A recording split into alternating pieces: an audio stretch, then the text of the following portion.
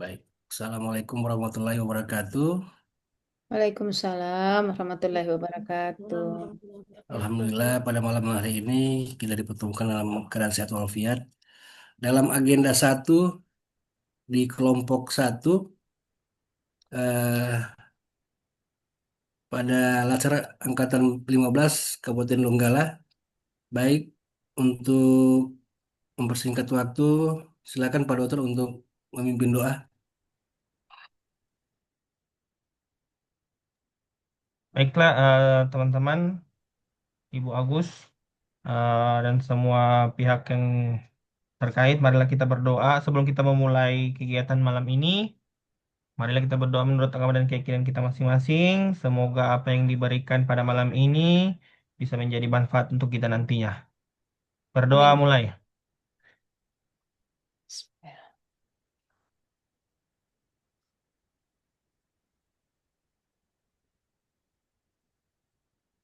Berdoa selesai.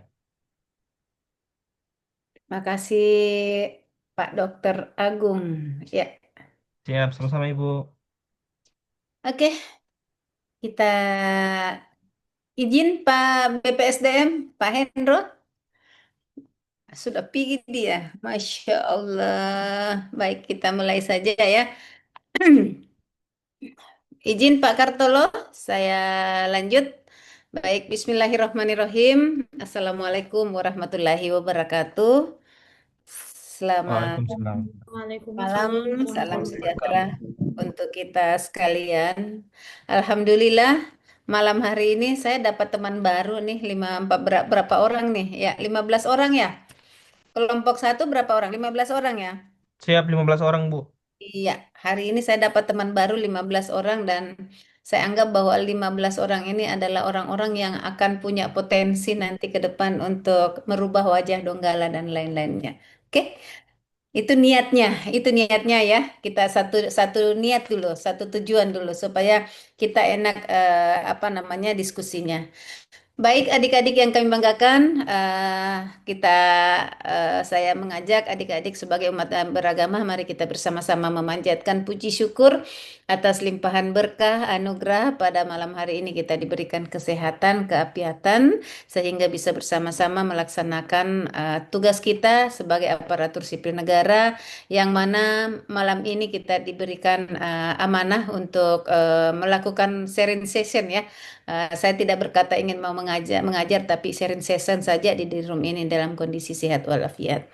Kenapa saya katakan penekanannya sharing session? Karena saya pahami bahwa yang akan kita diskusikan ini, yang akan saya sampaikan itu adalah hal yang teman-teman sudah dapatkan sebelumnya, bahkan sudah kita apa namanya kita sudah lakukan. Perlu saya sampaikan bahwa pembelajaran agenda satu ini adalah untuk Latsar ini sebenarnya adalah kita sangat berbeda metode pembelajaran di masa kita kuliah atau di akademis ya dengan di dunia pelatihan pelatihan dasar CPNS itu sangat berbeda karena kalau kita di Latsar ini adalah lebih ke pembentukan karakter ya adik-adik, jadi kita tidak akan berbicara tentang teori tapi bagaimana persiapan kita sebagai aparatur sipil negara karena inilah pekerjaan kita nantinya ke depan ya. Adik-adik memilih jadi pegawai negeri sipil tentu harus memahami apa yang menjadi poin penting yang yang menguatkan kita untuk melaksanakan tugas kita ke depan ya. Jadi izinkan saya adik-adik, saya Agustina, saya salah satu Widyaswara BPSDM Provinsi Sulawesi Tengah yang memang memiliki tugas dan fungsi. Kita di sini sama-sama fungsional. Saya juga fungsinya itu adalah menyampaikan sesuatu kebenaran. Kalau Widyaswara itu pengertiannya Widyaswara katanya itu adalah guru guru bangsa gitu ya. Tetapi hari ini saya tidak mengaku bahwa saya guru bangsa, tetapi saya hanya ingin menyampaikan sesuatu yang saya pahami berdasarkan dengan aturan, ya, yang mana tentu yang kita akan dalami terkait daripada peran kita sebagai aparatur sipil negara dan perlu kita pahami bahwa kita sebagai aparatur sipil negara itu memiliki tiga fungsi adik-adik. yaitu adalah pelaksana kebijakan publik sebagai pelayan publik dan sebagai perekat pemersatu bangsa. Poin fungsi tiga fungsi itu saja kalau kita dalami itu sangat sangat apa namanya sangat kuat apa namanya pendalamannya dan menafsirkannya dan bahkan mengaktualisasikannya itu perlu pendalaman yang lebih dalam. Olehnya itu materi agenda satu ini sebenarnya yang diberikan kepada teman-teman ini adalah materi terkait daripada sikap perilaku bela negara. Jadi menarik sebenarnya kalau kita berbicara sikap perilaku bela negara ini seakan-akan kita di apa namanya dituntut untuk bagaimana kita ini sebagai warga negara memiliki peran kita bagaimana mempertahankan bangsa ini, bagaimana mempersiapkan diri kita ini untuk membela negara ini. Kan seperti itu ya konsepnya. Nah, memang kalau kita mau melihat adik-adik yang kami banggakan, ya tentu pasti arahnya ke sana. Karena tuntutannya dalam Undang-Undang Dasar 1945 itu dituntut bahwa semua warga negara memiliki hak yang sama, ya kan? Nah, termasuk ya, di dalamnya bahwa bagaimana kontribusi kita sebagai aparatur sipil negara di dalam apa namanya berkontribusi untuk bagaimana kita mempertahankan negara kesatuan Republik Indonesia ini sebenarnya. Tentu memang sangat berbeda, tidak lagi dengan ya, kita dituntut untuk mengangkat senjata, kemudian kita berperang melawan penjajah, itu memang tidak seperti itu. Tetapi yang dituntut ini adalah bagaimana teman-teman mengaktualisasikan ilmu yang Anda dapatkan untuk bangsa ini. Seperti itu sebenarnya konsepnya. Olehnya itu sebelum kita sampai terlalu jauh mendalami terkait apa sebenarnya substansi yang akan kita apa namanya kita dalami di materi agenda satu ini izinkan saya mengenal dulu teman-teman. Ini bagi saya itu penting ya perkenalan singkatnya karena ini terkait apa namanya terkait kenyamanan kenyamanan di dalam melakukan diskusi. Jadi yang harus dilakukan itu adalah bagaimana membuat suasana ini lebih nyaman supaya mudah kita melakukan diskusi. Nah, olehnya itu izinkan saya apa namanya mengenal dulu teman-teman di sini karena saya lihat ada 15 orang. Boleh teman-teman memperkenalkan diri dulu. Saya mulai dari Ibu Patia Nova Trianingsi. Ya, silakan Ibu Fatia. Silakan Ibu Fatia memperkenalkan diri kemudian jabatan fungsionalnya apa? Izin Bu, izin memperkenalkan diri. Nama lengkap saya Fatia Novatrianingsi, bisa dipanggil Fatia. Saya Fatia. dari Dinas Perhubungan Kabupaten Donggala, Bu. Oke, sebagai jabatan fungsionalnya di SHUB Eh, apa, Bu? izin Bu, saya sebagai pengawas transportasi darat, Bu. Berarti dia ini dari STTD ya? Siap, Bu. Oke, berarti sama dengan si apa yang angkatan itu, yang kurang senyum itu siapa itu ya? Yang angkatan 342 siapa ya? Andi Erwin, Bu. Andi Erwin, satu Andi Erwin, satu lagi si Wahyu. Wahyu. Siap, Bu. Bilang Wahyu, Wahyu kamu belajar senyum dulu Wahyu, Ibu bilang.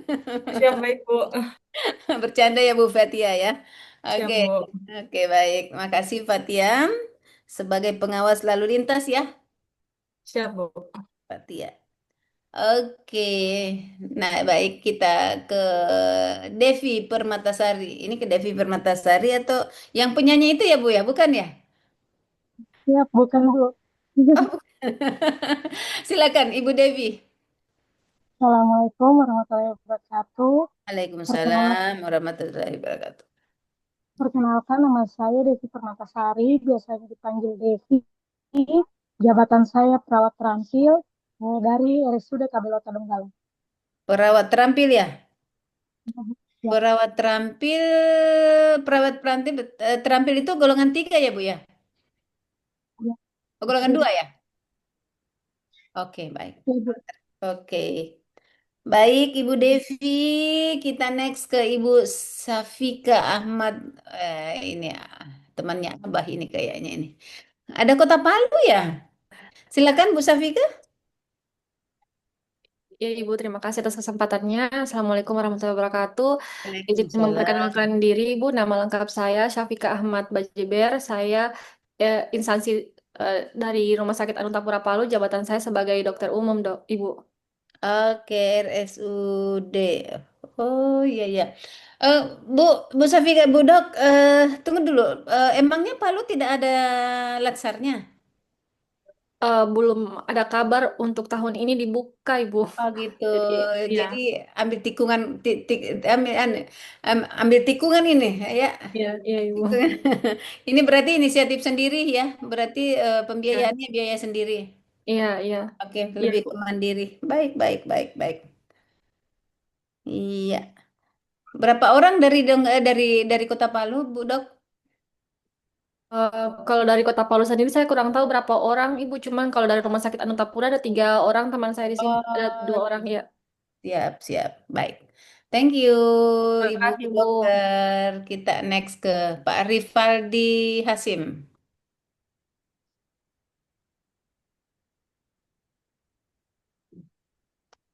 Mikrofonnya, Valdi. Mikrofonnya, Paldi, Paldi, Paldi ganteng. Itu mikrofonnya di unmute dulu, di mute dulu. Itu ada lagi dong. Tadi ini nih, mikrofonnya masih merah.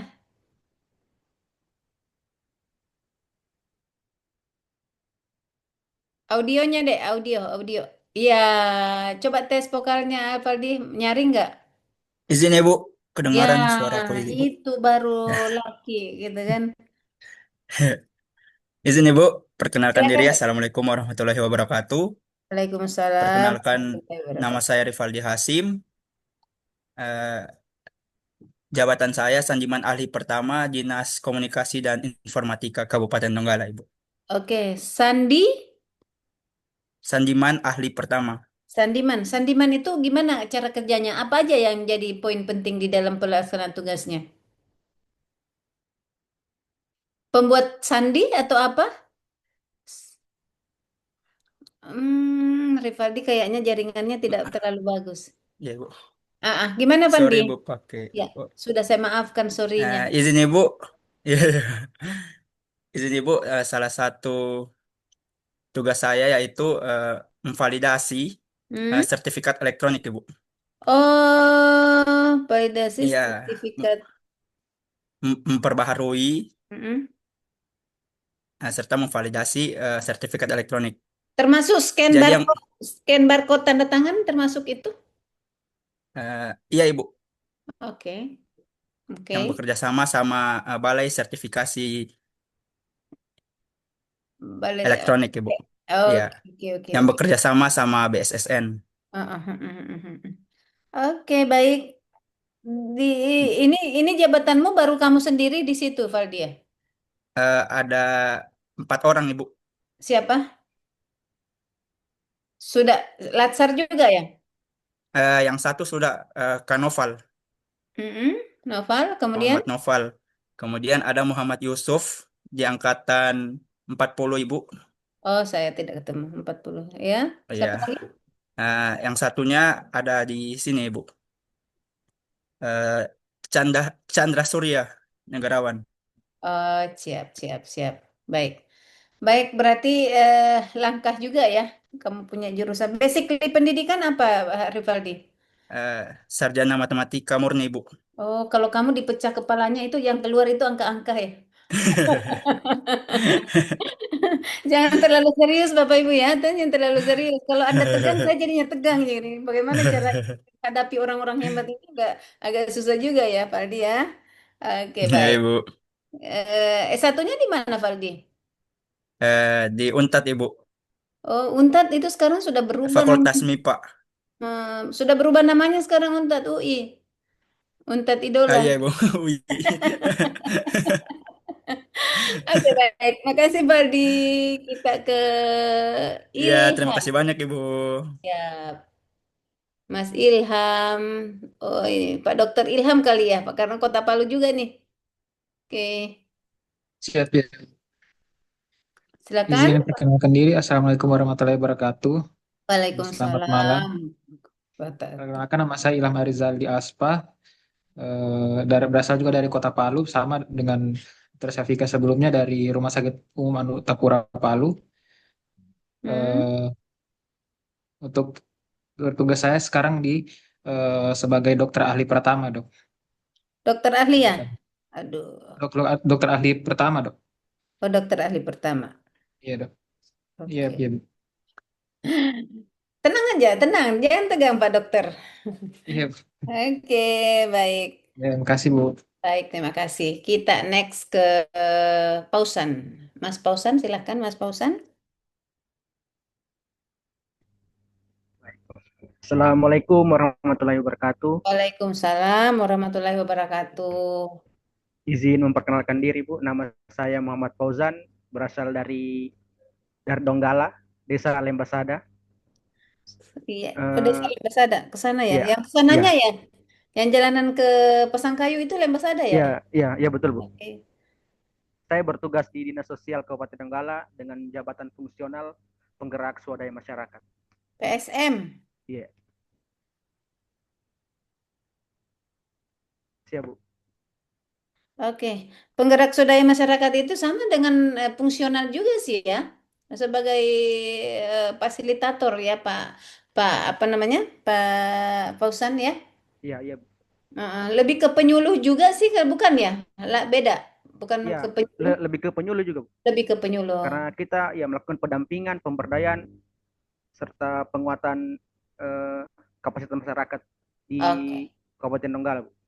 Oke, tetapi penggerak swadaya ini berarti maksudnya ini kan di dinas sosial, tapi yang kita lakukan pendampingan itu adalah mohon maaf bukan orang yang sakit, tapi bagaimana menggerakkan perekonomian masyarakat di situ. Itu penekanannya ke situ atau lebih ke bantuan sosialnya atau bagaimana Pak Fauzan?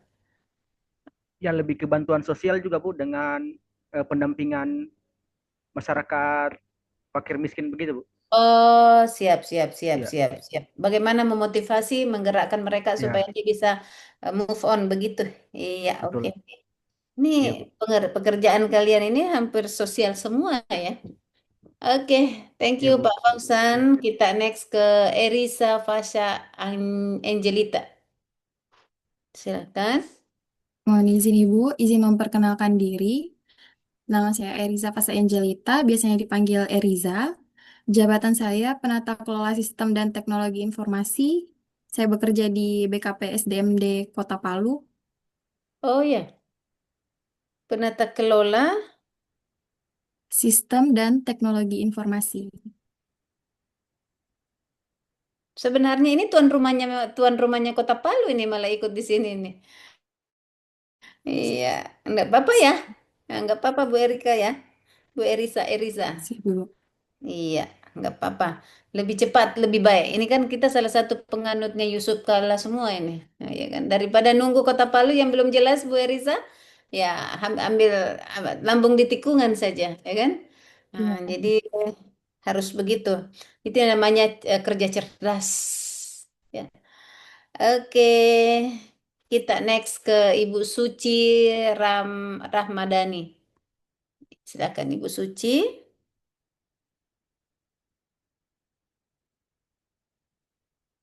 Izin Ibu. Assalamualaikum warahmatullahi Pasti wabarakatuh. makhluk halus ini. Kalau dari rumah sakit itu makhluk halus ya. Halus suaranya gitu ya. Ya, silahkan Bu Suci. Perkenalkan, nama saya Suci Rahmadani, jabatan perawat terampil di Rumah Sakit Umum Daerah Kabelota, Ibu. Apa sayang? Jabatan perawat terampil di Rumah Oh ya, Sakit perawat Kabelota. terampil ya. Sama dengan Ibu Devi tadi ya? Iya, iya, iya.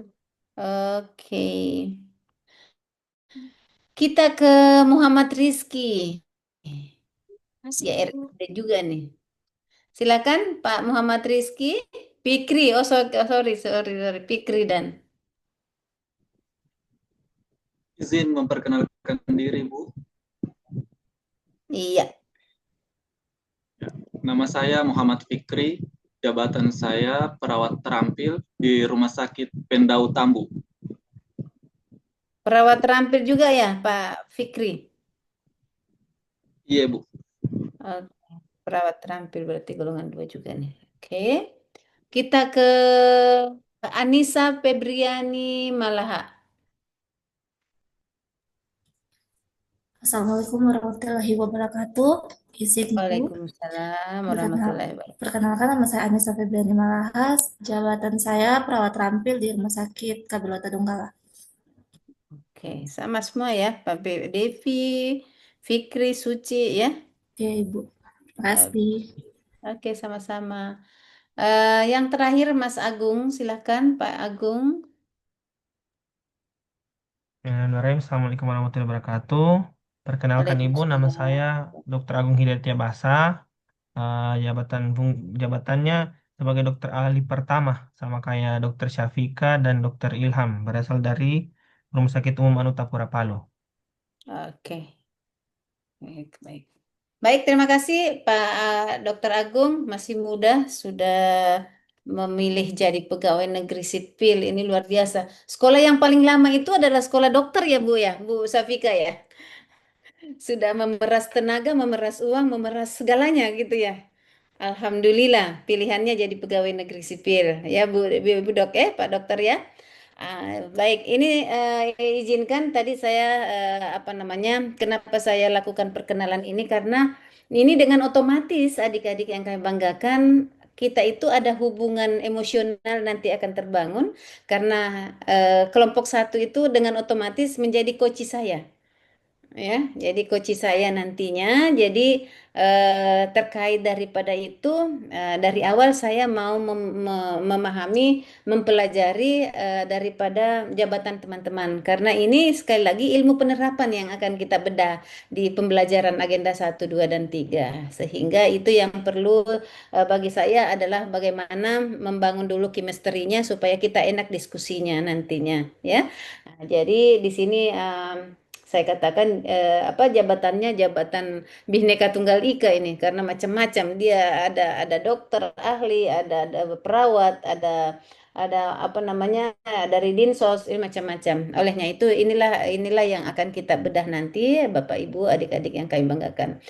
Yang yang perlu saya sampaikan kepada teman-teman sebagai apa namanya sebagai peserta Latsar CPNS yang ada malam ini, saya sekali lagi mohon maaf karena seharusnya materi ini di hari Sabtu, ya kan, di malam Minggu. Tapi saya paham kebutuhan di malam Minggu, malam Minggu itu banyak yang harus diselesaikan, ya kan? Sehingga saya melihat bahwa kalau Pak siapa namanya? Saya minta sama Pak evaluator PIC-nya Pak Hendro kalau misalnya Pak Hendro kalau misalnya pesertanya bersedia ini malam jam 8 kita gaskan biar hari hari Sabtu malam itu apa Sabtu sore kita tidak keburu waktu apalagi kalau sudah jam 7 jam 5 sampai ke jam setengah 7 itu pasti tidak efektif karena kita pasti kejar-kejaran untuk mempersiapkan berbuka puasa. Nah, olehnya itu, alhamdulillah saya ucapkan terima kasih kepada teman-teman yang apa namanya menyambut daripada ide yang difasilitasi oleh apa namanya oleh PIC. Nah, tentu yang ingin saya sampaikan bahwa di materi apa namanya materi kesiapsiagaan bela negara ini tentu yang apa namanya saya mau mengajak kepada adik-adik adik-adik bolehlah saya katakan adik-adik karena memang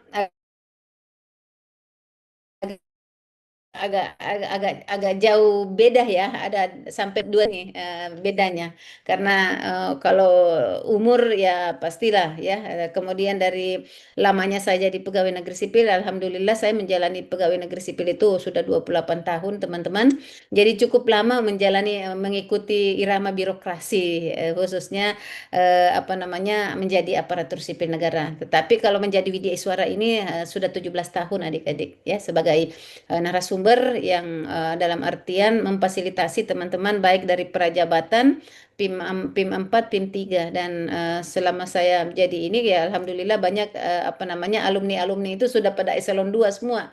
Dan itu saya anggap bahwa katanya kalau guru berhasil itu bukan dilihat dari jumlah kekayaannya tapi kalau siswanya atau apa coachingnya sudah sukses itu adalah sebuah kebahagiaan yang dimiliki seorang Widya Iswara. Nah, adik-adik yang kami banggakan tentu kita harus satu persepsi dulu memahami bersama-sama bersama terkait daripada makna daripada bela negara bagi ASN. Nah, di sini saya ajak untuk apa sih makna daripada nilai bela negara ini? Tentu yang ingin saya sampaikan bahwa bagaimana membentuk sikap perilaku adik-adik untuk mempersiapkan diri Anda sebagai aparatur sipil negara yang mana diwujudkan dalam tugas rutinitas Bapak Ibu berdasarkan tugas rutinitasnya di kantor berdasarkan dengan jabatan fungsionalnya.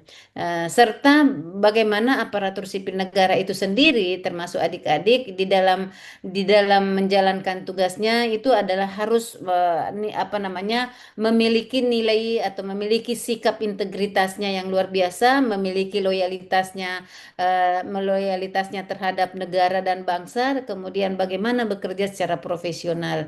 Inilah yang sebenarnya yang kita harapkan dan itu merupakan harga mati bagi aparatur sipil negara, ya kan? Nah, jadi kita berharap bahwa nilai-nilai integritas, loyalitas, dan profesionalisme itu menjadi patron di dalam diri adik-adik supaya di dalam menjalankan tugas dan fungsi kita itu seorang aparatur betul-betul mampu melakukan pekerjaan berdasarkan dengan jabatan kita. Nah, tentu karena perekrutan teman-teman dari awal ini ya tentu direkrut berdasarkan dengan jabatan fungsionalnya. Jadi disinilah letaknya kita, saya katakan tadi, di tuntutannya, teman-teman tidak dituntut untuk mengangkat senjata dan lain-lainnya, tetapi bagaimana mengaktualisasikan pemikiran-pemikiran kita, ya ide-ide gagasan kita itu dituangkan dalam pekerjaan kita. Seorang aparatur sipil negara itulah yang sebenarnya kontribusi positifnya untuk teman-teman. Nah, sehingga di dalam menjalankan tugas dan fungsinya itu sekecil apapun yang teman-teman lakukan dan itu sudah kita amalkan, itu menjadi sebuah keputusan atau tindakan kecil yang bisa berarti besar bagi bangsa kita, khususnya yang ada di mana kita ditempatkan. Ya, misalnya dokter ahli sebagai dokter ahli di rumah sakit, ya tentu bagaimana perannya supaya kita bisa dokter ahli tersebut bisa memberikan pelayanan. Apalagi kalau kita berbicara dokter, ya itu pastinya adalah bagaimana memikirkan atau bagaimana masyarakat yang ada di Kota Palu dan lain-lainnya itu akan mendapatkan layanan yang terbaik. Nah, disinilah yang kita mau melihat bahwa kalau dimunculkan pertanyaan seberapa penting materi sikap perilaku bagi aparatur sipil negara, saya mengatakan bahwa itu sangat penting. Kenapa sangat penting? Karena ini merupakan pondasi, Bapak Ibu ya. Jadi pondasi yang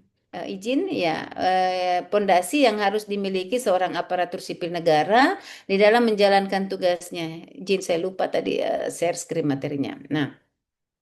Nah, di sini kita sangat jelas, adik-adik yang kami banggakan, bahwa materi sikap perilaku ini penekanannya, kalau kita berbicara daripada kurikulumnya, adalah penekanan bagaimana aparatur sipil negara itu mempersiapkan dirinya baik secara fisik dan maupun secara mental di dalam menjalankan tugas dan fungsi itu sendiri. Nah, kalau kita lihat bahwa dengan materi sikap perilaku sebenarnya ini adalah bagaimana menyangkut tentang jati diri aparatur sipil negara yang itu tadi saya sampaikan bahwa kualitas pelayanan ya sebagai abdi negara itu menjadi hal yang fundamental di dalam menjalankan tugasnya. Sehingga yang pertama yang menjadi poin itu adalah bagaimana menguatkan identitas dan loyalitas aparatur sipil negara, ya kan? Nah, jadi identitas dan loyalitas ASN itu adalah seperti apa penjabarannya? Ya tentu kita di sini hadir sebagai aparatur sipil negara berdasarkan dengan jabatan fungsionalnya adalah bagaimana kita menanamkan cinta tanah air, ya cinta tanah air kita, kemudian bagaimana kita sadar berbangsa dan bernegara dan memiliki nilai komitmen pada Pancasila dan Undang-Undang Dasar sebagai Undang-Undang Dasar Negara Republik Indonesia dan Negara Kesatuan Republik Indonesia dan Bhinneka Tunggal Ika itu menjadi poin penting dalam diri ASN. Jadi kalau kita berbicara tentang cinta tanah air, jadi bagaimana seorang aparatur sipil negara itu mengorbankan dirinya, ya, bagaimana dia mengorbankan dirinya untuk keutuhan bangsa ini, ya kan? Karena kalau kita mau melihat fungsinya kita itu, ya itu tadi yang saya katakan ada 3 poin, ya, sebagai pelayan publik, sebagai perekat pemersatu bangsa, dan sebagai pelaksana kebijakan publik. Nah, jangan sampai di dalam melaksanakan 3 fungsi ini kita bahagian orang yang bisa jadi bukan lagi jadi sebagai fasilitator, tetapi justru kita yang jadi provokator, ya kan gitu ya. Dalam artian disinilah dituntut bagaimana aparatur sipil negara menanamkan rasa cinta itu di dalam dirinya, bahwa kita sebagai aparatur sipil negara ini punya peran penting di dalam pembangunan bangsa ini, punya peran penting di dalam memberikan pelayanan kepada masyarakat, punya peran penting untuk menjaga keutuhan negara kesatuan Republik Indonesia ini. Ini perannya sih sebenarnya. Nah, kemudian di sini di sinilah tuntutannya bagaimana seorang aparatur sipil negara memiliki pondasi yang kuat di dalam menjalankan tugasnya, yang mana pondasinya itu adalah, ya kan, memiliki nilai integritas itu tadi. Jadi nilai integritas itu didasari dengan nilai-nilai bela negara, yang mana nilai-nilai bela negara itu yang mana mendorong aparatur sipil negara yang bekerja secara profesional, ya kan, kemudian disiplin dalam bekerja, jujur, dan tentu kita anti dengan korupsi itu, ya, anti dalam artian bahwa kita adalah bagian orang yang berani menolak yang kemungkinan bisa terjadi hal-hal yang bisa menggiurkan dan bisa merubah keputusan kita yang tadi memiliki memiliki nilai-nilai integritas dalam dirinya. Kemudian di dalam memberikan pelayanan kemungkinan ada yang terjadi yang tidak berpihak dengan keputusan kita, akan bisa orang lain memanfaatkan jabatan kita, atau juga memanfaatkan fungsi kita itu sebagai orang yang tidak bertanggung jawab dalam menjalankan tugasnya. Karena itu sudah pasti itu akan kemungkinan terjadi, karena di media-media sosial bisa kita lihat bahwa oknum-oknum ASN, ya, banyak yang diperhadapkan dengan berurusan dengan baju coklat, berurusan dengan baju orange, dan lain-lainnya. Itu karena kenapa? Di dalam menjalankan tugasnya, nilai-nilai yang dimiliki terkait nilai-nilai integritas itu tadi itu bergeser dengan sendirinya, karena berdasarkan dengan pemahaman atau pondasi yang dimiliki itu yang lebih kuat lebih kuat kepentingan pribadinya daripada nilai yang dipegang. Nah, makanya saya katakan bahwa pondasi penting ini adalah pondasi bagaimana ASN memiliki nilai dalam bekerja itu memiliki bekerja secara profesional dan memiliki nilai integritas itu sendiri. Kemudian di sini juga dituntut bahwa kalau berbicara dengan peran ASN itu sebagai perekat pemersatu bangsa, tuntutannya adalah ASN merupakan ujung tombak, ya, di dalam ujung tombak dalam melaksanakan kebijakan pemerintah, sekaligus figur yang menjadi teladan di tengah masyarakat. Nah, itu. Nah, kondisi yang saat ini yang sering kita temukan, beberapa oknum ASN yang tidak memperlihatkan tidak memperlihatkan karakter yang diinginkan oleh masyarakat. Nah, contoh yang saya katakan tadi, banyak oknum-oknum ASN yang digelandang digelandang oleh baju coklat dan lain-lainnya, akibat perbuatannya yang itu tadi tidak bisa dijadikan sebagai panutan. Ya kan? Kemudian kita bisa lihat lagi beberapa ASN yang sebenarnya sebagai pelaksana kebijakan, sebagai pelayan publik, seharusnya di dalam menjalankan tugas dan fungsinya memberikan pelayanan kepada masyarakat. Tetapi jika seandainya di dalam jam kerjanya itu ASN-nya ada nongki di kafe itu di jam-jam 10 pagi, itu berarti ASN tidak menjalankan tugasnya, kan gitu ya. Nah, sehingga perilaku-perilaku inilah yang kadang tanpa disadari masyarakat dengan sendirinya menilai kita sebagai aparatur sipil negara itu yang tindakan dan perilaku inilah yang menurunkan tingkat kepercayaan masyarakat terhadap kehadiran kita sebagai aparatur sipil negara. Ini juga yang saya anggap bahwa nilai-nilai inilah yang apa yang perlu kita apa namanya kita tanamkan pada diri kita, bahwa contoh-contoh oknum yang terjadi itu dijadikan sebagai cermin pada diri kita, referensi untuk diri kita untuk bagaimana kita menjadi aparatur sipil negara yang betul-betul Anda hadir, ada ASN yang hadir hari ini yang menjadi yang sudah melibatkan dirinya dalam organisasi pemerintah, masuk di organisasi Korpri, berarti tentu sudah mempersiapkan dirinya secara mentalnya. Jadi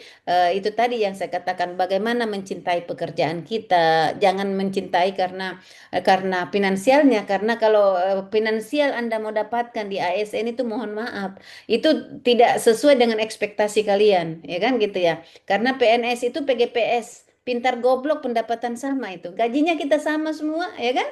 Nah, jadi jangan sampai itu yang mempengaruhi daripada kinerja kita, seperti itu teman-teman. Jadi memang masuk pegawai negeri sipil itu harus siap mental, siap fisik. Mentalnya itu menghadapi dengan gaji yang pas-pasan, kemudian pekerjaan di dalam menjalankan tugas dan fungsi kita itu ya tentu ya harus apa namanya harus menjalankan apalagi kalau kita pelayan publik, paling tidak kita harus melakukan misalnya belusukan, ya tentu itu harus dituntut, karena yang harus diperhatikan sekarang ini adalah ASN itu yang dulu mindsetnya adalah ASN itu sebagai orang yang mau dilayani. Kalau sekarang kita balik lakukan, bukan lagi ASN yang harus menunggu pasien di rumah sakit, ya kan? Paling tidak ASN atau petugas itu sudah harus melihat bahwa setelah berjalannya waktu ternyata program yang direncanakan yang selama kurang lebih misalnya per triwulan ini kita tidak bisa mencapai daripada indikator kinerja utama kita. Sehingga itu harus kita putar balik, kira-kira apa yang harus kita lakukan untuk mendapatkan kinerja indikator, mencapai indikator kinerja, ya itu tadi salah satunya, apakah kita nanti melakukan pelayanan langsung ke lapangan. Nah itu tidak semua berdasarkan dengan ekspektasi kita. Contoh misalnya yang ada di Donggala, kan di Donggala itu tempatnya di apa namanya di rumah sakit Tambu sana itu kan daerah yang saya anggap itu daerah agak-agak jauh dari keramaian kan gitu ya. Kemudian dari Tambu itu lagi kalau mau pelosok-pelosoknya itu masih masih ada lagi pelosok yang sangat tertinggal, ya kan. Nah karena memang kalau ke daerah Donggala itu ya masih ada ada kecamatan Penembangi itu yang saya anggap bahwa itu, kata saya belum pernah juga ke sana, tapi menurut konon konon cerita bahwa kalau kita lewat di situ, kalau kita terjun bebas ke bawah 2 kali Indonesia Raya itu belum sampai jurangnya ke bawah itu. Nah ini yang dituntut, bagaimana aparatur sipil negara mempersiapkan kondisi real yang terjadi seperti itu, ya kan? Jadi tidak semua medan itu sama dengan yang ada dalam pemikiran teman-teman, ya kan? Nah, itulah yang tentu di materi sikap perilaku bela negara ini kita harus menanamkan bahwa seberat apapun pekerjaan kita, kalau kita mencintai profesi kita, mencintai pekerjaan kita, ya kita rela berkorban dong ya, gitu. Pastinya seperti itu. Jadi nilai-nilai bela negara inilah yang kita mau tuangkan di dalam pelaksanaan tugas dan fungsinya adik-adik. Nah, di mana itu nilai-nilai bela negara? Ya tentu perjuangannya adalah di sini kita lihat di nilai-nilai dasar bela negara ini adalah bagaimana bentuk cinta tanah air adik-adik di dalam menjalankan tugas dan fungsinya. Ya, kemudian di sini kita lihat sadar berbangsa dan bernegara. Jadi kalau materi ini sebenarnya di kampus, di dunia kampus zaman saya itu tahun tahun 80-an, tahun berapa ya? Tahun 90-an itu saya anggap bahwa materi ini sebenarnya ada di pendidikan Pancasila dulu di kampus ya. Tapi kalau di SMP SMA itu di pendidikan moral. Itu ditanamkan pada diri kita bahwa bagaimana seorang seorang aparatur sipil negara itu bagaimana seorang bangsa Indonesia itu mempersiapkan dirinya untuk bagaimana melaksanakan tugasnya seperti apa, bagaimana dia berkontribusi untuk bangsanya. Tapi kita lebih spesifiknya sebagai aparatur sipil negara itu ya tentu kalau kita lebih spesifik berarti kita lebih ke jabatan fungsional kita. Jabatan apa yang kita lakukan hari ini? Contoh misalnya Pak Fikri yang sebagai perawat ya, perawat terampil ya tentu tugasnya itu pasti turun-turun ke lapangan untuk misalnya melakukan posyandu, melihat bahwa di sana itu pasiennya misalnya bagaimana penanganan TB penyakit TB yang ada di sana, itu sebahagian daripada tugas-tugas teman-teman yang saya katakan bahwa itu adalah Anda ini merupakan ujung tombak. Nah, beda kalau misalnya Pak Agung dengan ini ya pasti karena dia punya jabatan dokter ahli, ya tentu dia punya perannya itu lebih ke lingkup rumah sakitnya. Tapi tidak tertutup kemungkinan, ya kan, turun ke lapangan. Tapi itu kecil kemungkinan, ya kecil kemungkinan. Tetapi yang saya ini adalah bagaimana teman-teman yang perawat itu atau yang teman-teman yang ini kan bukan hanya perawat, tapi kita contohkan seperti itu lebih ke perawat karena itu yang langsung ke melakukan tindakan-tindakan karena eh, kemungkinan besar terjadi Pak Fikri banyak orang yang sakit sebenarnya di pelosok-pelosok itu tetapi tidak datang berobat ke rumah sakit ya, atau tidak datang berobat ke puskesmas ya karena beberapa faktor ya, apakah ketidaktahuannya ya kan, apakah karena tidak mencukupi dengan biaya pengobatannya, atau tidak mencukupi biaya transportasinya, itu semua yang harus Anda pikirkan seorang petugas seorang petugas yang ada di rumah sakit. Karena kenapa? Mereka yang ada di pelosok-pelosok itu juga punya hak untuk mendapatkan layanan kesehatan. Nah, kalau kondisinya seperti itu kita harus menurunkan egonya Anda sebagai orang yang bertanggung jawab di situ dari kesehatannya, ya tentu tidak lagi bertahan untuk menunggu di rumah sakit, tetapi bagaimana Anda mendatangi mereka untuk memberikan pelayanan, apalagi kalau misalnya penyakitnya, misalnya penyakit tidak menular, penyakit tidak menular itu misalnya lebih ke TB menular ya, penyakit darah tinggi ya kan ya.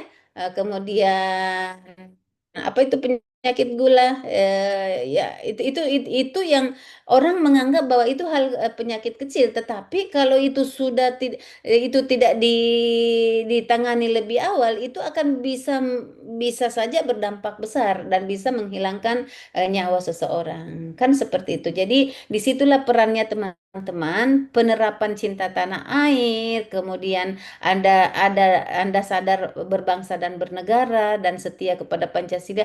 Nilai-nilai inilah yang kita kita mau bangun, kita mau tanamkan kepada teman-teman sehingga terciptalah yang ada di dalam diri teman-teman itu, di dalam dada Anda itu ada sebuah kalimat yang harus terpatron pada diri Anda bahwa aku padamu Indonesia. Jadi tidak ada kata lain bahwa teman-teman itu tidak mengabdi untuk bangsa, kan gitu ya.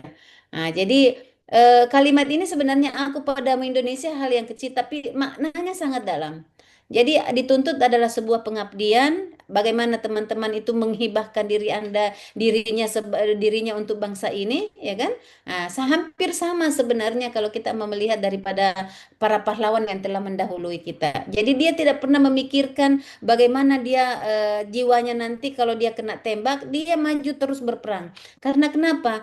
Pengorbanannya untuk bangsa Indonesia itu betul-betul dia lakukan bahwa menganggap bahwa itu adalah sebuah bentuk pengorbanan yang dilakukan. Nah, begini juga dengan teman-teman. Apa yang teman-teman miliki hari ini, baik dari kompetensi apapun ya, baik dari keterampilan apapun, baik dari pengetahuan itu kita harus keluarkan dengan caranya kita mengaktualisasikan seluruh upaya atau potensi yang kita miliki itu untuk tempat kerja kita.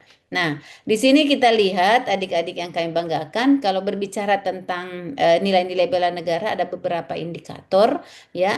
Jadi indikator-indikator inilah yang boleh dikatakan sebagai apa ya, saya katakan sebagai kata afirmasi untuk kita ya, sebagai apa namanya, sebagai kata kunci yang harus kita pegang bahwa bagaimana seorang ASN dalam misalnya menjaga tanah airnya, pekarangan serta seluruh ruang wilayah Indonesia ini menjadi tanggung jawab kita. Jadi di sini bukan hanya sekedar kalimat, tapi dituntut bagaimana bentuk penerapannya, ya kan? Contoh misalnya kita melihat bahwa ke Anda salah satu Anda masuk di suatu instansi yang anggaplah bahwa Anda masuk di suatu instansi, kemudian instansi itu menurut kalian itu tidak nyaman, ya kan? Dia tempatnya gersang, kemudian kotor, bla bla bla, ya kan? Pokoknya tidak ada kenyamanan untuk melakukan aktivitas perkantoran, ya kan? Sehingga dengan ide gagasannya Anda mencoba menciptakan bagaimana menciptakan suasana kerja itu yang nyaman, yang damai, ya. Nah, sehingga Anda mencoba membersihkannya, kemudian merapikannya, kemudian bla bla bla lah. Intinya bahwa sampai dengan nyamannya orang masuk kantor. Nah, itu adalah salah satu teknik ya, salah satu kegiatan yang Anda buat dan bentuk cinta tanah air terhadap anak. Karena yang kita mau lihat ini adalah bentuk kepedulian teman-teman untuk menjaga daripada apa namanya, menjaga daripada pekarangan dan seluruh ruang wilayah Indonesia, termasuk di dalamnya. Kalau kita bayangkan kalau itu kita biarkan, berapa orang yang tidak nyaman bekerja, dan pasti kalau tidak nyaman bekerja akan berhasil memperlihatkan kinerja yang buruk, ya kan? Pasti tidak nyaman memberikan pelayanan. Kalau tidak nyaman memberikan pelayanan akan berdampak kepada tingkat kepercayaan masyarakat terhadap pelayanan kita. Tetapi kalau kita merubah cara kerjanya, kita merubah bentuk ruangannya, kemudian orang yang yang ya teman-teman itu sudah nyaman di melaksanakan aktivitasnya, tentu kalau sudah nyaman, tentu dia betah memberikan pelayanan. Artinya kontribusi kita ini kelihatan kecil, tapi dampaknya kepada masyarakat itu ya sudah bahagian daripada bentuk penerapan cinta tanah air yang Anda lakukan tanpa Anda sadari. Jadi banyak penjelasan-penjelasan ini nanti saya pikir teman-teman juga bisa menginternalisasi terkait nilai-nilai ini. Saya tidak terlalu banyak menjelaskan, yang jelas pada pada konsepnya bahwa malam ini saya hanya ingin memberikan tugas ya, memberikan tugas kepada teman-teman yang tugasnya adalah ya kan, simple sih sebenarnya. Jadi tugasnya adalah bagaimana teman-teman memikirkan bagaimana teman-teman mencoba membuat ya, karena kita tahu bahwa bangsa kita ini adalah bangsa yang kaya, seharus kita akui itu. Nah, silakan membuat video ya, membuat video yang bercerita tentang Indonesiaku, ya kan? Anda boleh bercerita tentang sejarah bangsanya kita. Anda bisa bercerita tentang identitas bangsa, Anda bisa bercerita tentang budaya Indonesia, Anda bisa bercerita tentang sumber daya yang ada di Indonesia. Kita harus akui itu baik dari sumber daya hayati maupun non hayati. Kita itu adalah bangsa yang kaya, ya kan? Sehingga Anda mau menceritakan itu silakan. Disilakan buatkan dan dibuatkan videonya. Anda teknisnya Anda bisa mengambil apa namanya beberapa cuplikan video, ya kan? Kemudian anda bisa komentari terkait video yang Anda tampilkan itu, ya kan? Bukan mengambil hak ciptanya orang, tetapi kalau punya referensi video terkait kekayaan alam boleh, ya kan? Atau boleh ada referensi terkait dengan masalah Poboya, ya kan? Itu adalah salah satu kebanggaan kita Sulawesi Tengah, yang ada di Poboya itu adalah sebagai penghasil emas contohnya. Itu adalah merupakan sebuah apa namanya hal yang perlu dieksplor. Nah, inilah yang saya katakan bahwa silakan membuat video terkait Indonesiaku secara umum.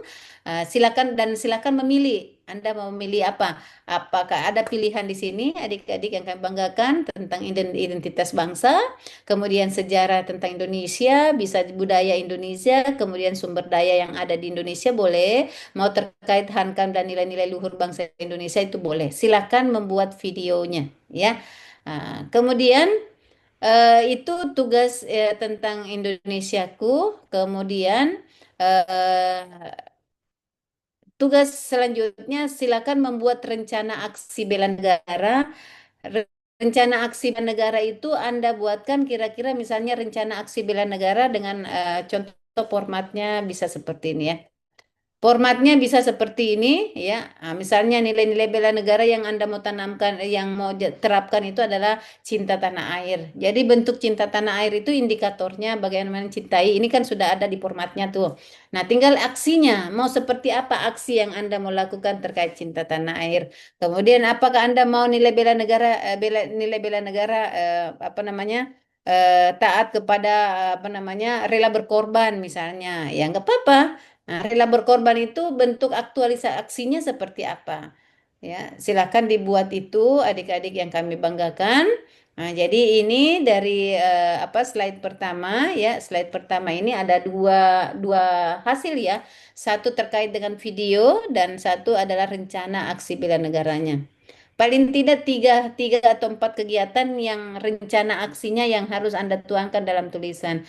Pertanyaannya, ini diaksikan pada saat teman-teman nanti apa namanya? Pada saat Anda masa habituasi nanti sambil menjalankan mengaktualisasikan nilai-nilai dasar berakhlak, ini juga harus diaktualisasikan rencana aksi bela negaranya. Apa misalnya teman-teman menargetkan bagaimana Anda menargetkan menanam pohon di lingkungan sekolah, di lingkungan kantornya, itu boleh. Itu salah satu bahagian cinta tanah air. Jangan sampai kalau kita membiarkan gundul bisa saja terjadi banjir dan kalau banjir kemudian bla bla bla. Itu kita bisa mengkaitkan antara satu dengan yang lainnya.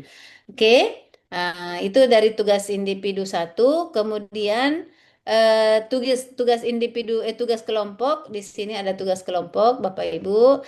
Jadi silakan menganalisis isu kontemporer yang ada di Indonesia yang terkait yang saat ini terkait dengan narkoba, kemudian kejahatan mass media, kemudian terkait dengan isu-isu korupsi itu. Ada tiga isu yang isu kontemporer ini yang menurut kita, ya menurut pemahaman kita, isu ini bisa saja menyebabkan ketidaktentramannya bangsa kita, ya kan?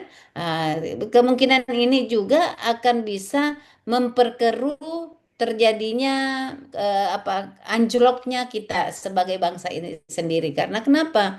Kalau kita berbicara tentang narkoba, narkoba itu memang salah satu misalnya apa namanya apa ya saya katakan perilaku atau yang di apa namanya di perilaku seseorang yang kecanduan dengan obat, tetapi dengan pemakaian narkoba ini saya anggap bahwa salah satu yang bisa saja melululantahkan bangsa kita kalau itu dibiarkan. Kenapa? Karena yang menggerakkan suatu bangsa itu kan harus di apa? Harus ada penduduknya. Kemudian kalau penduduknya ini tidak normal dalam cara berpikirnya, mau dibawa kemana bangsa kita? Nah, itu yang jadi silakan mengkaitkan jadi bagaimana narkoba ini menjadi hal yang menjadi isu kontemporer, buatkan narasinya ya, buatkan narasinya terkait narkoba ini, terkait dengan mass mediamu ini, kemudian terkait dengan korupsi. Silakan mengidentifikasi isu-isu ini dan dibuatkan dengan fakta dan data di lapangan. Ya, bagaimana mendapatkan informasi di modul juga ada, tapi juga bisa Anda dapatkan di apa di media sosial. Silakan mau buka cari referensinya AI atau apa silakan ya. Silakan cari referensinya terkait itu narkoba, kejahatan mass media dengan korupsi yang ada yang ada di Indonesia dan bisa saja menjadikan bangsa kita ini ke depan kalau tidak cepat diselesaikan akan bisa berdampak negatif terhadap bangsa ini. Nah, kemudian dia punya perintah itu identifikasi isu, kemudian validasi isu yang berkualitas dengan analisis APKL yang biasa disebut dengan aktual, problematik, halayak, dan layak. Kemudian nanti Ibu arahkan bagaimana penggunaannya. Kemudian menentukan prioritas isu dengan teknik tapisan USG, baru dilanjutkan dengan menjelaskan sikap dan tindakan ASN terhadap isu tersebut. Nah, ini kalau tugas kelompok. Kebetulan kita ada 15 orang, berarti kita nanti bagi 3. Ya, silakan ketua kelompok yang ada dalam kelompok 1 ini disilakan dibuat menjadi 3 kelompok ini dengan dengan masing-masing kelompok itu 5 orang. Dan dari tiap kelompok ini membahas ini. Anda silakan mau diskusi dengan WA, intinya bahwa ini kerjasama yang mau dilihat, bukan sama-sama kerja. Kalau sama-sama kerja itu sama-sama bekerja ini, tapi tidak bekerja sama ya. Ini Pak Agung kerja ini, Pak Pikri kerja ini, sama-sama kerja tuh.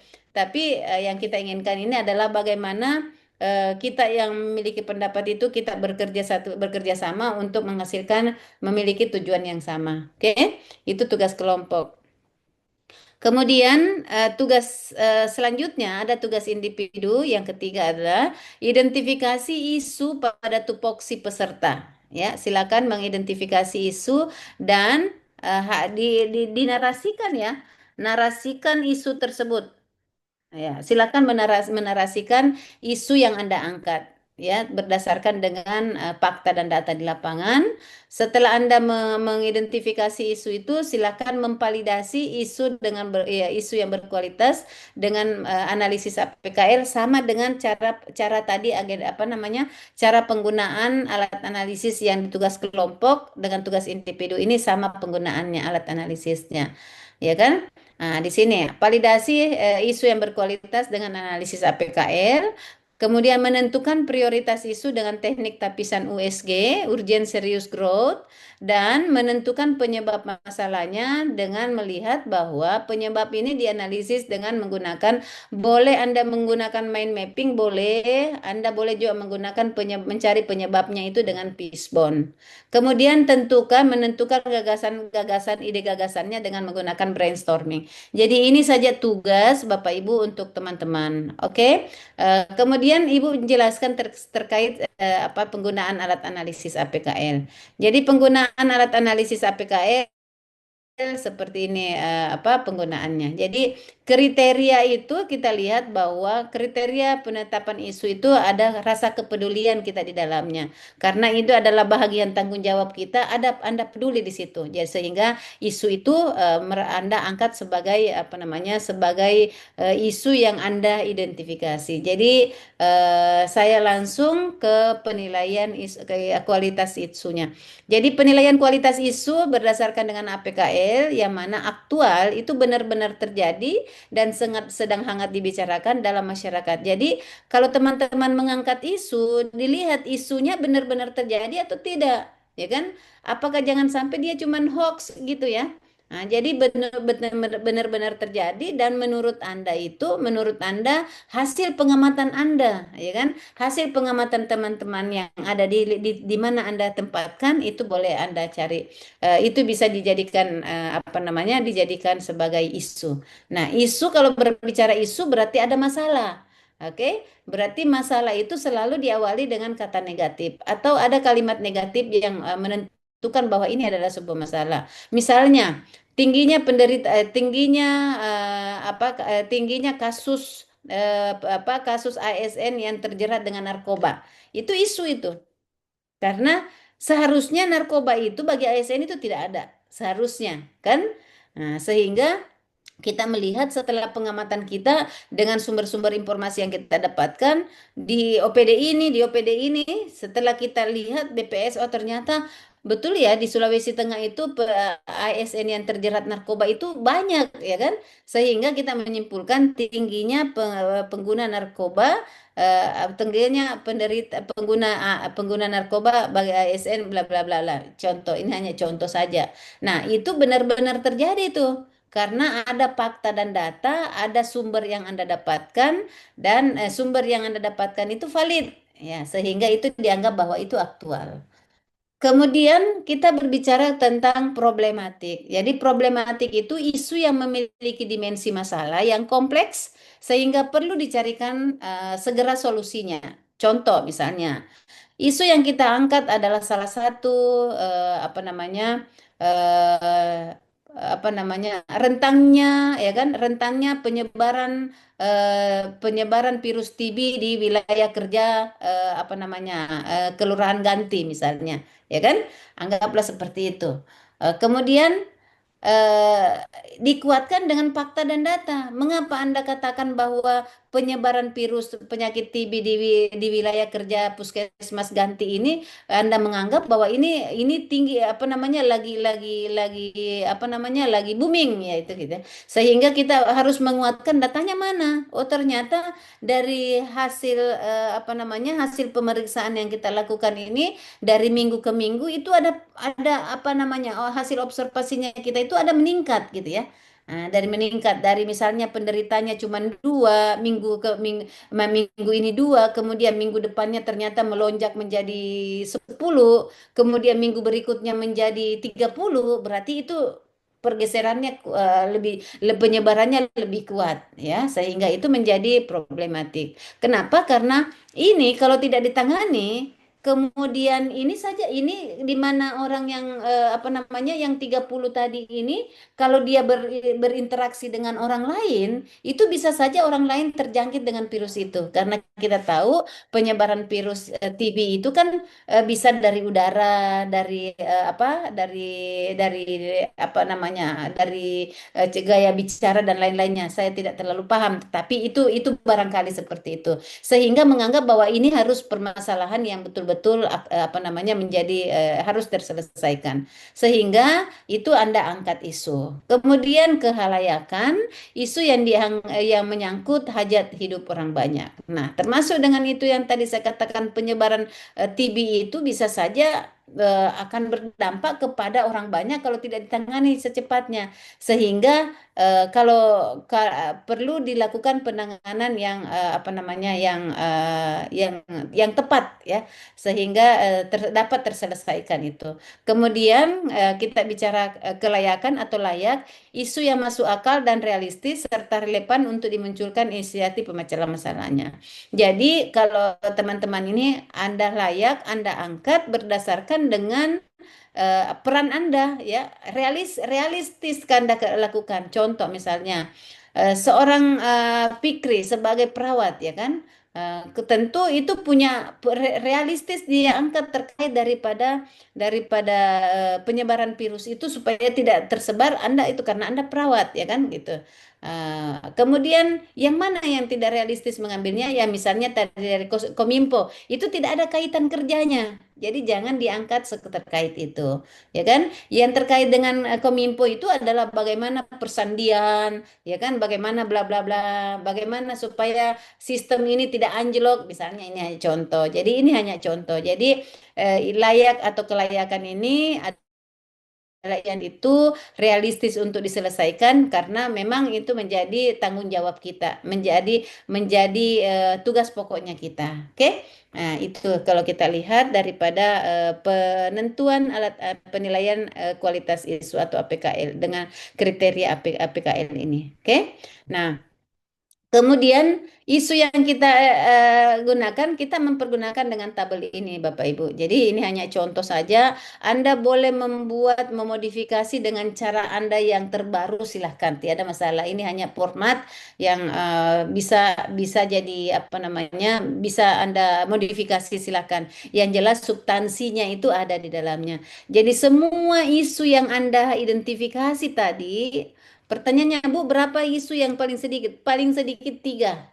Karena di situ dia menentukan identifikasi isu, berarti mengidentifikasi. Coba berarti mengidentifikasi itu lebih dari satu. Silakan mengidentifikasi isu yang menurut Anda itu isu isu kontemporer di tempat kerjanya. Jadi semua yang terkait isu ini Anda boleh tuliskan di sini. Kemudian ini hanya contoh, misalnya belum optimalnya sistem pelayanan di puskesmas apa namanya Banggai misalnya. Berarti kita melihat bahwa sistem pelayanan di sana itu sebenarnya sudah terjadi, ya kan? Ya, pastilah sudah terjadi. Tapi menurut Anda itu tidak optimal karena kenapa? Masih banyak orang atau pasien yang mengeluh terkait layanannya, ya kan? Apakah karena berdesak-desakan, apakah sistem antrian yang tidak dipanggil berdasarkan dengan urutannya, atau petugasnya yang masih sering tidak tepat waktu kehadirannya. Jadi itulah yang menurut Anda mengambil kesimpulan bahwa belum optimalnya sistem pelayanan di Puskesmas Banggai. Itu kita cari dulu isunya. Nah, penentuan aktualnya problematikanya ini kita lebih menggunakan angka skala Likert ya. Angka tertinggi 5, angka terendah 1. Nah, di sini kita lihat bahwa ini hanya contoh ya, silakan nanti menggunakan dengan cara yang lain. Jadi misalnya anggaplah bahwa isu yang kita angkat itu adalah belum optimalnya bla bla bla. Aktualnya kenapa? Aktualnya yang bisa menjelaskan itu betul-betul terjadi bla bla bla. Anda punya alasan itu. Itulah yang Anda narasikan.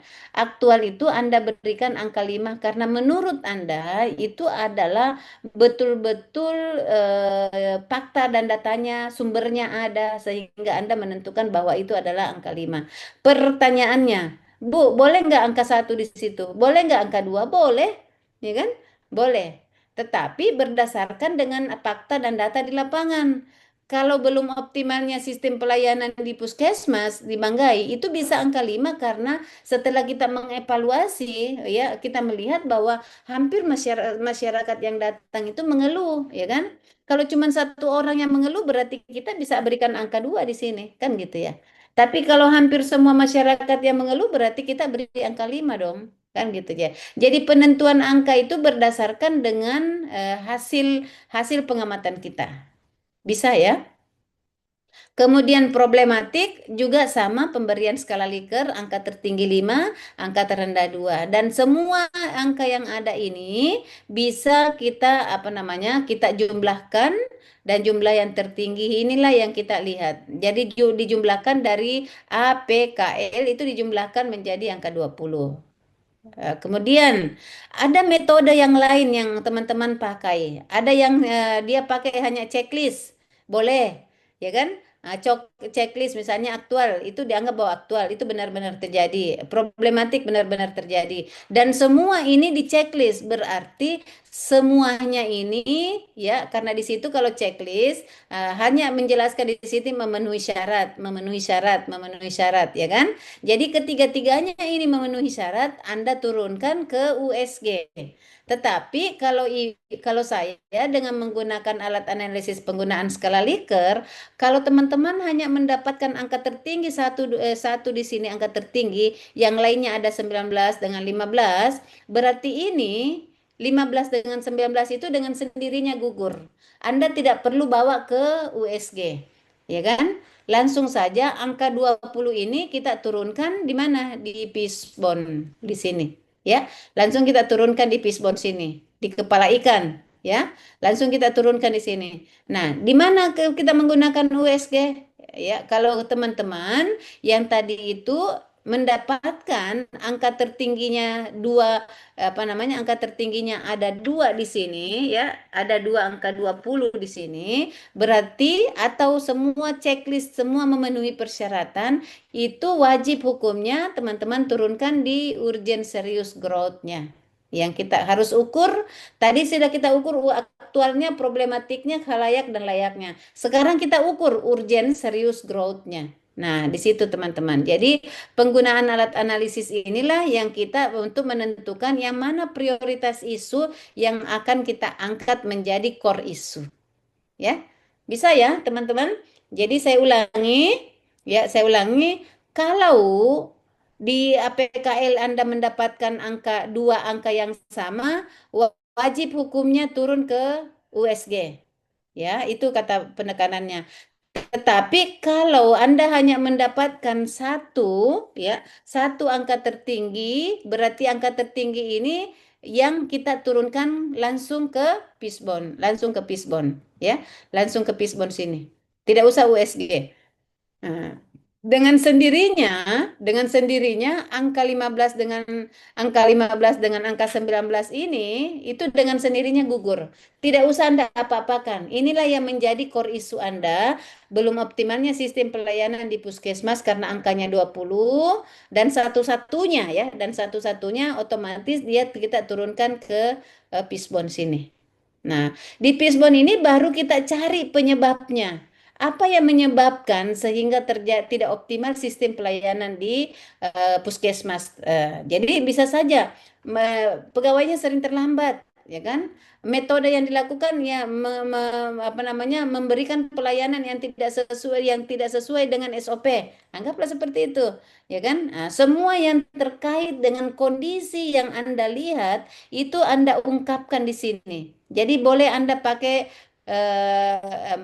people, prosedur, bisa equipment, bisa material, boleh. Boleh juga Anda pergunakan many method, ya silakan. Mau lihat manusianya, metodenya, materialnya, bahannya, lingkungannya, boleh. Silakan cari referensinya yang mana teman-teman familiar untuk menyelesaikan masalah itu. Tapi ingat, jangan sampai teman-teman mengangkat isu itu ya yang ada di sini, yang ada di manusianya, ya kan? Misalnya kurangnya pemahaman, itu bukan isu itu, ya. Karena kurangnya pemahaman itu salah satu penyebab yang menyebabkan tugas Anda itu terbengkalai. Ya, ingat, tugas Anda itu misalnya Anda sebagai dokter ahli, tugasnya dokter ahli itu apa? Kan gitu ya. Tugasnya Anda perawat itu apa? Pahami di situ baru kita cari baru kaitkan. Oh, tugas saya itu misalnya melakukan pengasuhan misalnya kepada pasien penderita bla bla bla. Nah, sekarang kita lihat salah satu yang terjadi yang bermasalah itu kita lihat bahwa memang petugas yang selama ini kita anggap bahwa metode yang kita lakukan selama ini untuk mengedukasi masyarakat untuk terlibat dalam melakukan pemeriksaan secara rutin itu tidak efektif menurut Anda. Berarti itu penyebab. Sehingga inilah yang menyebabkan di dalam pelaksanaan tugas dan fungsi Anda sebagai perawat dalam artian ini itu menurut Anda itu tidak optimal di dalam melakukan penyuluhan terkait dengan kesehatan masyarakat bla bla bla. Ini contoh saja. Ya, jadi kita selalu fokus kepada isu yang kita angkat itu selalu berkaitan dengan jabatan Anda. Ya, berkaitan dengan jabatan Anda, baru kita cari penyebabnya.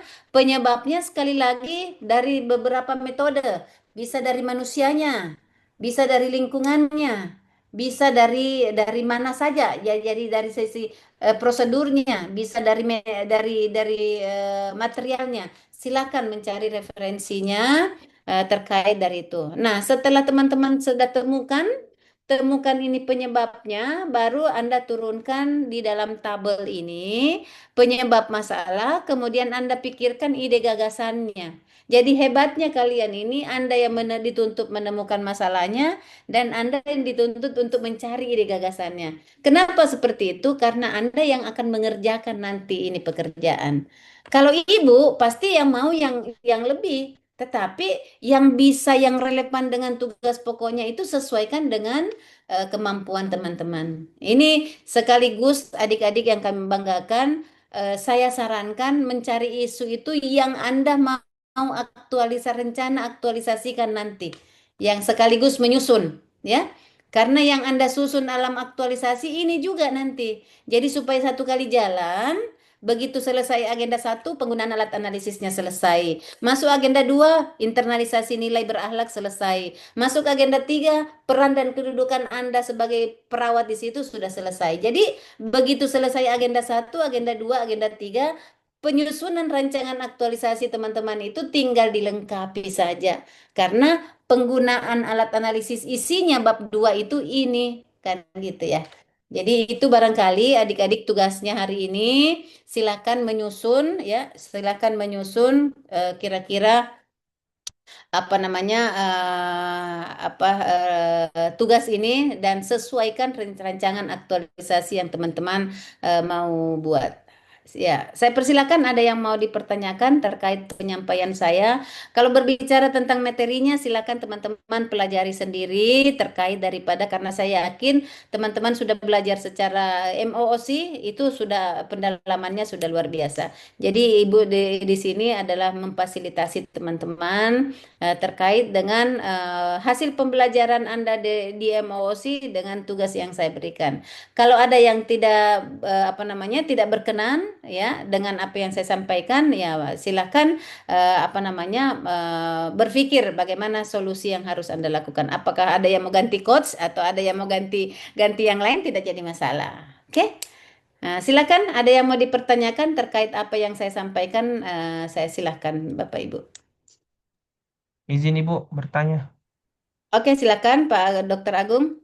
Ibu tadi tuh yang pertama, tugas pertama yang buat video, itu konsep videonya bagaimana? Ada pattern tertentu atau dikembalikan ke peserta saja, terserah dia mau pakai animasi kah atau dia mau pakai Terserah. oh terserah, oke. Iya, terserah. Kemudian, Yang penting substansinya tersampaikan. oke siap.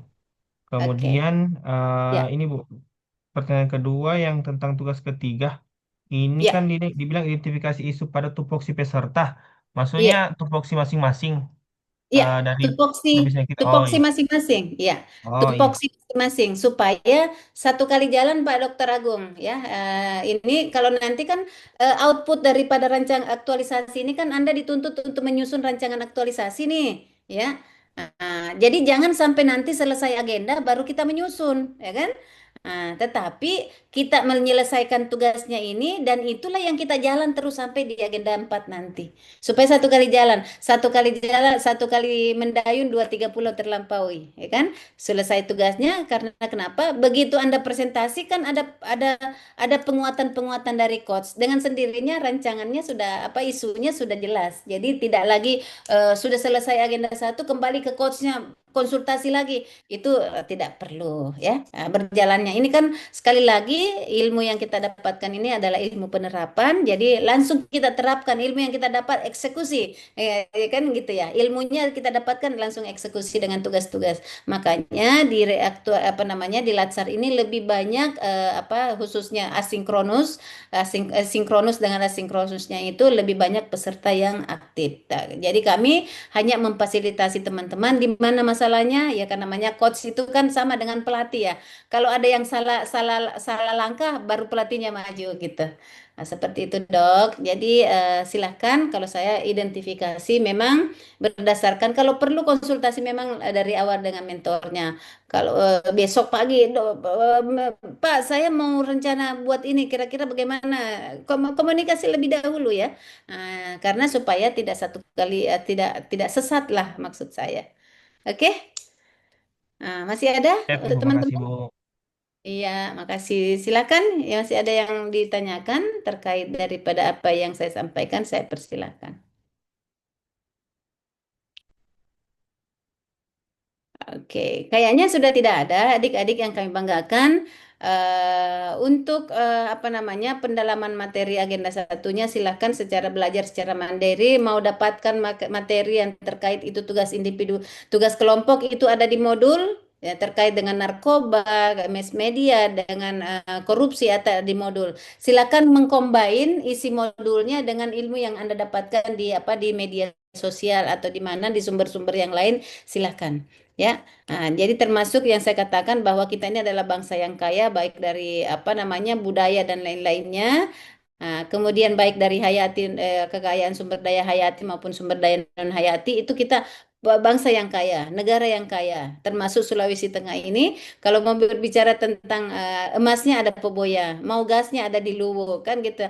Ada mau nikelnya ada di Morowali, kan itu sangat lengkap. Tetapi apakah berbanding lurus dengan apa yang didapatkan masyarakat? Itu menjadi pertanyaan untuk teman-teman. Yang jelas silahkan mengerjakan tugasnya dan insya Allah pertemuan di tanggal 16 ya Tanggal 16 itu kita mempresentasikan seluruh tugas yang teman-teman kerjakan pada malam hari ini. Oke, masih ada yang ingin ditanyakan? Kalau tidak ada, baik adik-adik yang kami banggakan, saya pikir untuk pertemuan kita, apa namanya, untuk pertemuan kita malam ini kita cukupkan. Silakan belajar mandiri, karena kalau kita semakin larut, kayaknya sudah tidak efektif ya teman-teman ya. Jadi lebih banyak apa namanya, saya berikan kesempatan mulai malam ini coba mengidentifikasi atau apa namanya, kalau di dalam menganalisa kembali apa yang saya sampaikan kemudian ada yang tidak dimengerti, silakan kontak saya, hubungi saya untuk menjelaskan kembali di apa secara pribadi sesuai dengan yang menghubungi saya. Oke, baik, saya pikir itu adik-adik yang kami banggakan. Alhamdulillah saya cukupkan pertemuan kita pada malam hari ini. Insya Allah kita ketemu di tanggal 16 dalam kondisi sehat walafiat, jaga kesehatan, sukses selalu adik-adik. Saya akhiri dengan ucapan wabillahi taufiq wal hidayah. Wassalamualaikum warahmatullahi wabarakatuh. Waalaikumsalam warahmatullahi wabarakatuh. Oke, baik. Nah, Saya terima kembalikan ke kasih. Kartolo. Terima kasih banyak Ibu. Iya. Oke, Bapak Ibu, saya mohon izin